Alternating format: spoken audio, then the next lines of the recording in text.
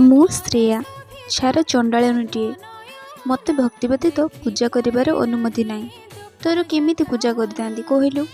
ପଣ୍ଡିତ ଆଜ୍ଞା ମୋତେ ଗୁରୁବାର ବ୍ରତବିଧି କହିଥିଲେ। ଆଜି ମୁଁ ଚେଷ୍ଟା କରୁଛି। କିଛି ମାଗି ଜାଣିନାହିଁ ଲୋ ମା, ମନ ଜାଣି ବର ଦେବୁ। ତୁ ତ ମା, ଏ ଜଗତର ମା। ତୋତେ କ'ଣ ବା ଅଛପାଛି କହିଲୁ? ମୋତେ ନହେଲେ ନାହିଁ, ମୋ ସ୍ୱାମୀଙ୍କୁ ଅତି ପରମାଇ ଦେବୁ। ସେ ତୋତେ ଲାଗିଲେ ମା। ଦେଖ, ତୋର ପ୍ରିୟ ଖାଦ୍ୟ ଭୋଗ ଲଗାଉଛି।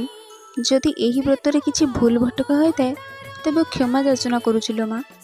ଜଗନ୍ନାଥଙ୍କର ମୁଁ ବଡ଼ ଭକ୍ତଟିଏ, ହେଲେ ତାଙ୍କୁ ଦେଖିବାର କେବେ ସୁଯୋଗ ପାଇନି।